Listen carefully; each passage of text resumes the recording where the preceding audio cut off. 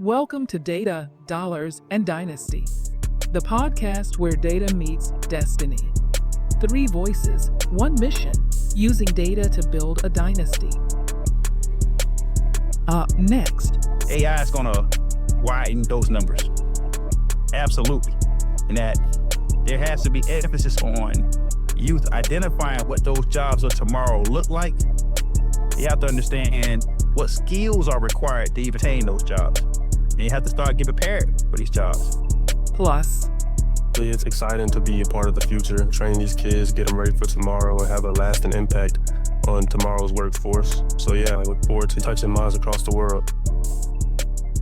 now welcoming your hosts, Jeremy Sr., JJ, and Jaden. Welcome to the 5th episode of Data, Dollars, Dynasty.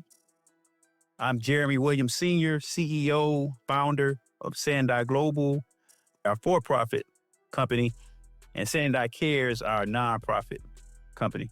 I have on the episode with me my fellow colleagues and sons, JJ Williams. What's going on, everybody? It's JJ Williams. I know it's been some time since you guys last heard from us, so it's good to be back. All right, and Jaden Williams. Yes, sir. Pleasure to be here.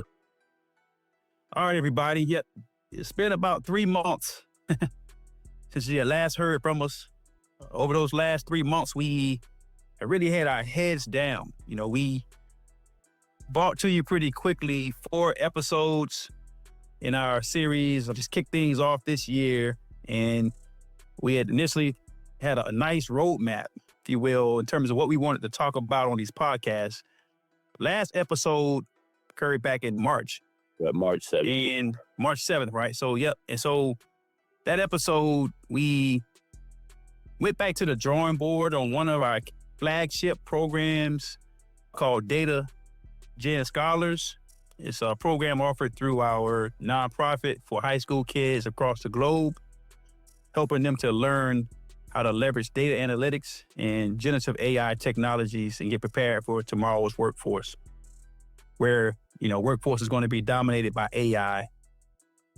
So we really spent the last 3 months cleaning that program up. We had some focus groups, if you will. We talked to different leaders, educational leaders, obviously talked to some families, talked to some parents about how we could modify that program. And I'll talk more about that program again here in a second.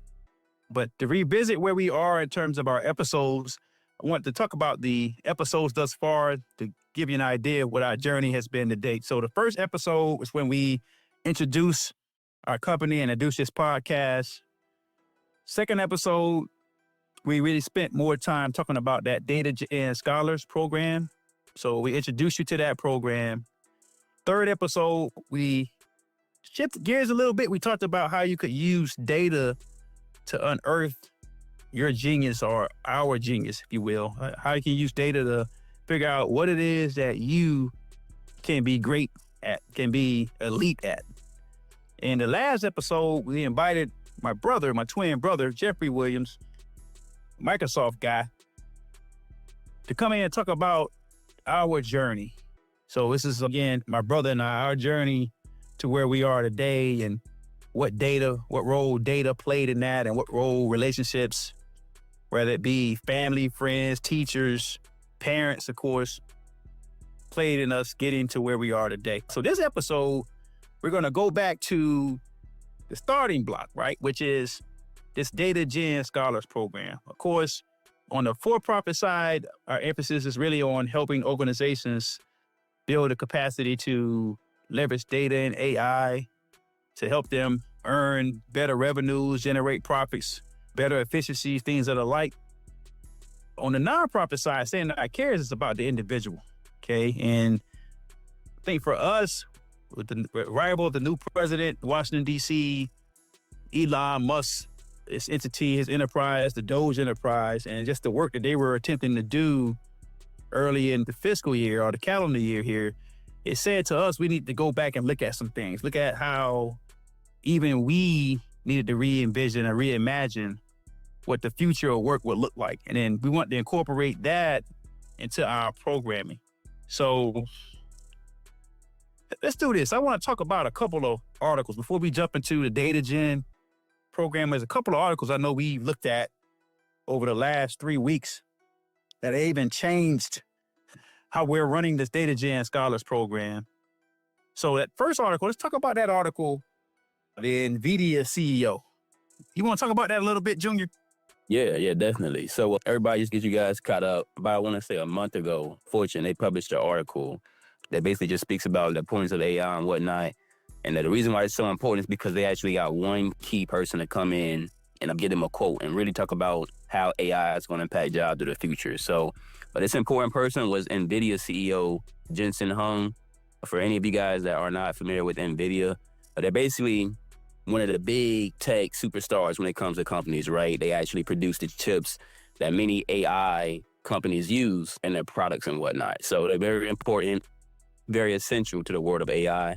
And like I said, this guy's a billionaire. He's been a billionaire for the last couple of years. But one thing he's saying that's very relevant is that this AI, right, it's not necessarily just going to replace your jobs itself, but the jobs that are going to get replaced, they're going to get replaced by people that basically know how to use AI, right? That's one big incentive of our DataGen Scholars program, is training these next generation of students on how to use these relevant tools. And what he is saying is, if you don't know how to use these tools, not only are you going to lose your job to these technologies, but you're going to lose your job to somebody that knows how to use these technologies, more so to speak. So that's one thing we took from the article. And again, that you can go ahead and elaborate on that if you want. Yeah, so this is how I look at this. All right, so these CEOs are at the perch. They're looking downstream. They have all this data information. They're like in the rooms where it happens, right? They know exactly what they're talking about. Now, of course, depending upon which CEO you talk to, they probably have a different vision of the effect AI is going to have on jobs. But you think about a youth, a person, when you go through school, the purpose of the education system is to basically put you in a position to help you become productive as an adult, as a citizen. To help you, again, identify a potential skill that you might have, a career that you could have to develop into, and put you on a pathway to success via a job. What it looks like is that, historically speaking, that when it came to jobs, man competed against man, right? So whether that means that you are a domestic applicant competing against an immigrant or international applicant, it was still mano a mano. Here's what's different with this AI. AI is being created in the millions every day. These bots. Right. Okay, so it just means that now is man against tech. Amen. So this is what NVIDIA CEO is saying. If you don't have any know-how regarding this AI and what it's about, how to leverage it, and the AI could put you out of work itself, but at least in the short term, it's most likely to happen that somebody who's an elite user of this AI, like myself, like us on this call, is going to put people out of work. And then if you think about corporations exist to create shareholder value. That's their job. Their job is to find a way to be efficient. Their job isn't to give you a job. You meaning the general population. Company's job, particularly if it's a publicly traded company, they're declarative. CEOs are hired and fired on the notion of creating shareholder value. Now, without necessarily going into too much details about financials, typically the most costly aspect of a company's budget is people. So if people can now be replaced by AI, which I understand is cheap, okay, companies are going to run towards that. They're going to run towards that. Just logically speaking, if my job as a CEO or executive of any publicly traded company is to make my shareholders, just say it, richer, that's what increased shareholder value is about, making shareholders richer. And I'm telling you that most of my cost is people. And if I get rid of the people, I can raise the value. What's going to happen? So that's what these guys are really saying without saying it. Now, there's a couple articles I want to reference before we get into this DataGen. And I want you to talk about one, Jaden, from the CEO of Lowe's. Just give the audience a little taste of that article. And I want to then look at that third article about the struggle that Gen Zers are having in terms of finding work currently. Right? So I want to incorporate all of these articles, these recent revelations, into why we do our work with DataGen Scholar. So let's go with that Lowe's article, and then we'll move forward. All right, sure. Yeah. So again, everyone, we discovered this article about a few weeks ago, early June, but it basically features Lowe's CEO and also the Amazon CEO. So we have Marvin Ellison from Lowe's, and we also have Andy Jassy from Amazon. And again, both of these are Fortune 500 companies. These are very prominent men in their fields. Each of them gave their own outlook on how AI is going to affect Gen Z and Generation Alpha. So we'll start off with just Lowe's CEO. According to him, employment was spiked to 10 to 20%. So half of all entry... That's unemployment. Unemployment. So half of all entry-level white-collar jobs will be eliminated within the next 1 to 5 years, right? And according to Andy Jassy, this Amazon CEO, in the next few years, we expect that this will reduce their total corporate workforce as they efficiently gain more AI tools used across their company. A lot of entry-level white-collar jobs will be affected dramatically. So again, these are young people coming into the workforce looking for entry-level positions. In the past, we have been able to fill these roles with people looking to gain their footing in the workforce. But now with AI, it's totally eliminating that. It's going to be something that you should be taking seriously and looking out for. And let me chime in on that. So this goes back to a concept I picked up in business school. Some of my colleagues would say this word, something about a stock being sexy. They say, this stock is sexy, like NVIDIA's stock, right? It was hot, it's sexy, right? So you think about white collar jobs versus blue collar jobs, okay? The white collar jobs are conceived to be sexier, right? Because these are like office jobs, remote jobs, right? Supposedly, in some cases, you get these crazy perks in these roles. Blue collar jobs are non-sexy, right? Those are the ones where you're having to sweat, right? You're having to get filthy, dirty, right? Think about plumbing and electrical work. That's hands-on stuff. That's non-sexy. And so I think what's happening in our culture just over the years, most youth have gravitated to try to get those sexy jobs. You want to call, again, white collar sexy. It hasn't been a real push to do with the blue collar work. And specifically what Lowe's CEO is saying is that it's going to have to be a shift. So the jobs are going to be there, but there has to be less emphasis on what? Trying to get these sexy jobs. And how I envision it is somebody who's like, I'm not saying it's what people do now, but you're putting skin tone on your face to get ready to go to work. You're cleaning your face up. You're getting all pretty and polished up to go to work, right? Those jobs are going to be done by AI. The pretty jobs, right? The jobs that require you to get dingy, your hands get dirty, right? For you to sweat, for you to get greasy, right? The jobs that require that you interact with people more often than not, those jobs want to be abundant. Think about healthcare, right? Think about people owning homes, cars, mechanics, right? You're going to have abundance of those jobs. And it's probably, you go out and look at the data. We haven't done that. We probably should look at that. There's probably a ton of those jobs open now. I definitely know that one of the most projected gaps of opportunity in terms of the workforce is home health aides. I think we need like 1 million of those over the next 5 years or so. But those are lowly paid positions. So those are positions that actually are person specifically. You work with a person. Is that deemed to be a sexy job? Heck no. But those kinds of jobs are abundant or will be abundant. So it's going to take a reimagining of what work looks like for most of us. Now, for a quick commercial break to share some key program insights.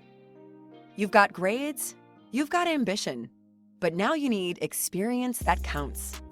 The DataGen Scholar Next Step Scholars Program delivers real-world data and AI assignments, tiered tracks, and visible proof of your skills. This is how you move from learning to earning. Explore your path now at datagenscholar.com/next-step-scholar-program. Now back to the podcast. And that third article I want to talk about was this. I don't know the title of this article. What's the title of this article? Can you read the title? It was a long sentence. It's a 25-year-old who delivered donuts to Silicon Valley bosses with his resume hidden inside. It's going viral. Right. See, so apparently this kid, I guess it's genius. You know, most people like to eat. I guess most bosses like to eat. They like sweets. Seems like people on Silicon Valley like donuts, according to this article. Okay. But this kid basically hid his resumes in these boxes of donuts. I'm not sure if he baked the donuts or what, but in order to get his resume in front of people, he had to be creative. Okay. And so it's basically, the article goes on to say how hard it is for Gen Z? That's right, Gen Zers. So, all right, Gen Zers to find work. I think it even said that 4.5 million of them. Give me the date on it. What's the article say? Yeah, so it starts off by saying 1 million of them worldwide. As far as specific, I guess you could say numbers, you want to put it like that. It does mention some statistics, right? So I read that somewhere. It said something about 4 million kids are having it hard to find jobs. It's a crazy number. Yeah. And that's to, what is it? Yep. Over 4 million are currently job. There's over 4 million jobs. Oh, 4 million Gen Zers in America. Yep, in America. All right, so the population has to be between 330 and 340 million people in America, right? And you want to just assume half of those people are old. You're coming down to about, say, 170, 180, maybe 150, somewhere in there. Million people, it might be below 30. All right, so 40 maybe. So you start thinking 4 million people, 4 million youth unemployed now. Today. This has nothing to do with AI that we're talking about now or tomorrow. This has to do with kids getting college degrees. If I'm correct, these are college degrees people, right? It actually might be all of America. It's all of them, okay. Just as college degrees or just seeking employment or not seeking employment. But 4 million youth, Gen Zers, estimated to be unemployed today. All right. Back to what NVIDIA CEO is saying, Lowe's CEO is saying, same deal. AI is going to widen those numbers. Absolutely. And that there has to be emphasis on youth identifying what those jobs of tomorrow look like. They have to understand what skills are required to even obtain those jobs. And you have to start getting prepared for these jobs. And that's why we do DataGen Scholars. So DataGen Scholars, again, is a 12-month learn and earn program where we essentially at SaNDAI Cares, and I'm very passionate about this program, where we essentially are paying kids to learn so that they can earn better tomorrow, okay? And what I like about what we've done with this program, when we talked about it back in March, maybe even February, we are still looking at how to modify it, but we've made some significant changes to the program. We're at a point now where we're only targeting a smaller number of students. I think we talked about 1,000 students, I believe, before. Now I think we're really more focused on quality. And again, it's just based on feedback that we receive from various stakeholders, if you will. So we have about 75 seats available for our 2025 to 2026 program, of which we've already filled how many? About 52 of those seats have already been filled. Right. So we filled 52, and we have a window until the end of August to fill the rest. Of those 20 or 75 seats, 26 seats we reserved for specific students that we classify as what we call officers. And these students have a little extra benefit. They get paid a monthly stipend. It's about $225 a month to essentially help us run the program. These kids are mostly here in Virginia. So the other 26 officers, I believe 22 of them are based in Virginia, DC, and Maryland, okay? With most of them being in Virginia, Northern Virginia. We have one student in Canada, okay? We have 2 students, some twins, up in Manhattan, New York. Okay. And we got, I think, 1 person over here in California, I believe. So got a nice diversity there. In terms of split, I think it's about half and half, male, females, or girls and boys. And again, they're going to basically help us expand this program. And it's of our belief that every kid in America, every high school kid in America should have an opportunity to experience a program like DataGen Scholars. And DataGen Scholars, again, without getting into too much detail, 12-month, we have about 5 modules of learning in there. First module is where kids learn about data analytics and AI fundamentals via a partner. A Data Camp donates. We get free licenses to Data Camp, and kids are able to get up to 10 certificates, I believe, through Data Camp, but we only ask that they get a couple via our module.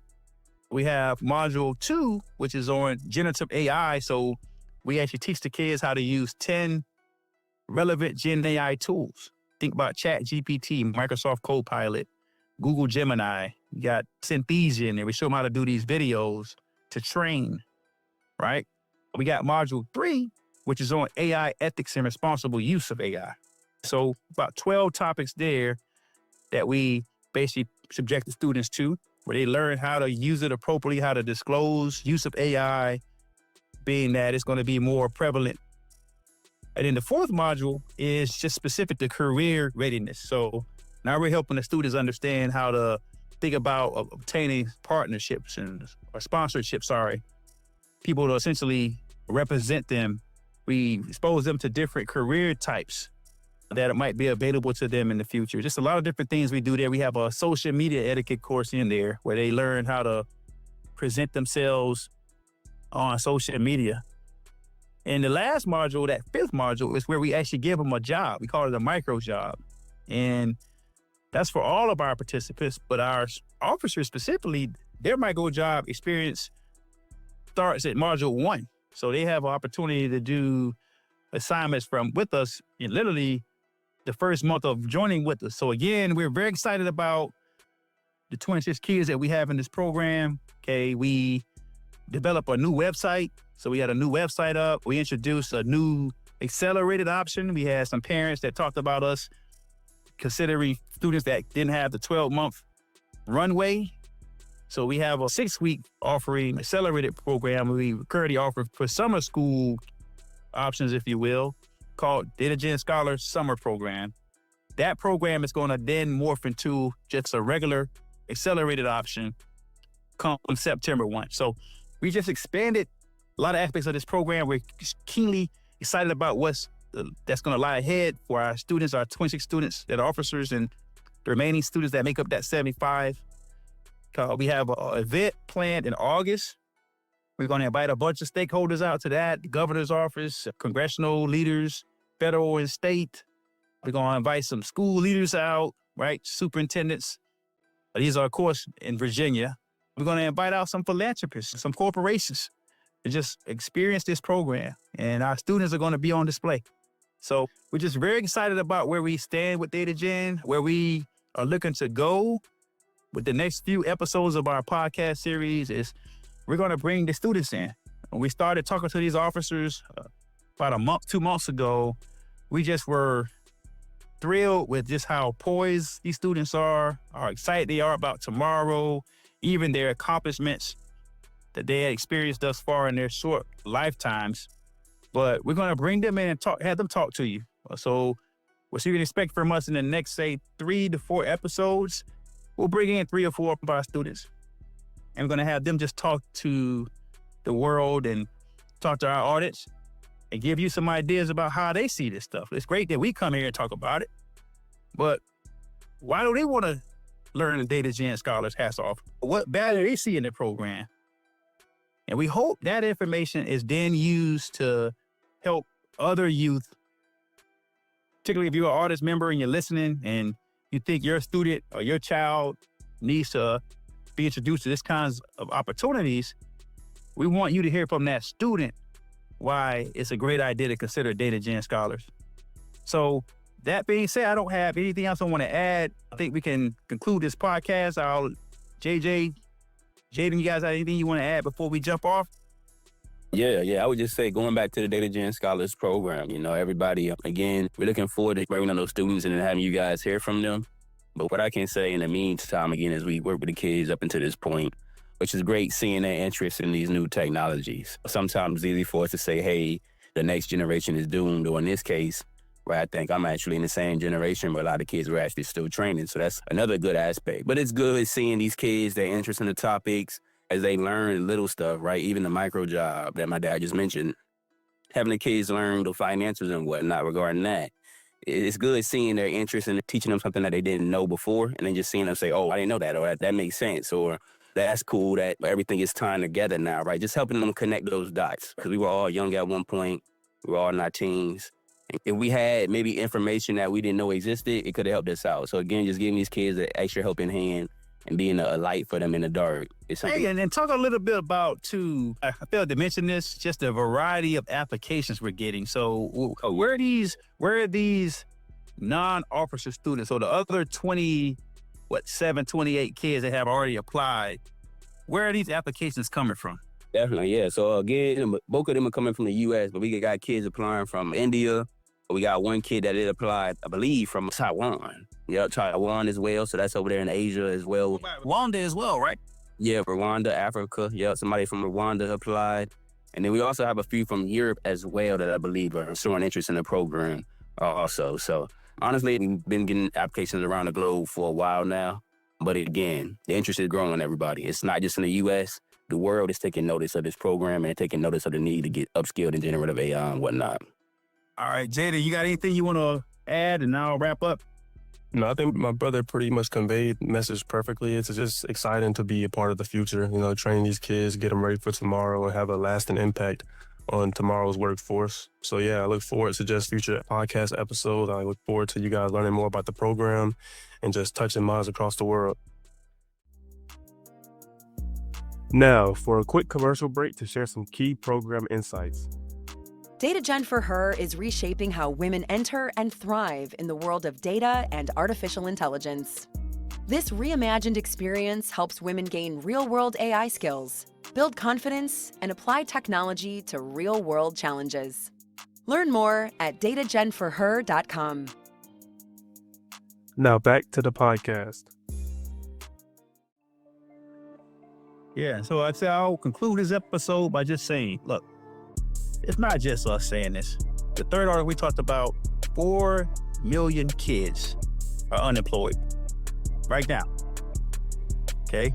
Article, NVIDIA article. Okay? AI is going to put you out of work at the hands of a person that knows how to use it. That's what his position is. Okay? He's just one CEO out of many. Amazon CEO, Lowe's CEO. What are they saying? They're saying that they're going to reduce their workforces. So they're going to reduce their workforces because of AI. They're telling you this. It's out there. Google it. If you're listening to this podcast, okay, you owe it to yourself to get educated, to have an idea of what's coming, and to start preparing for it. If you are an adult, if you don't want to spend that time and energy to prepare yourself for what is coming down the pipeline, this is not fear-mongering here. I'm not doing that. Okay? You don't want to get prepared for the possibility of losing your job because, as I said earlier, corporations are in the business of creating shareholder value. And here's the irony to that. Many of us are quote-unquote investors in companies. Think about that irony. You are an investor in the company that you work for, probably in some cases. That's going to put you in the unemployment line. All because you want more as an investor.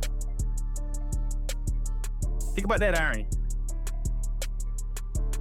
So if you don't want to take the time to get skilled up, we call it upskilling,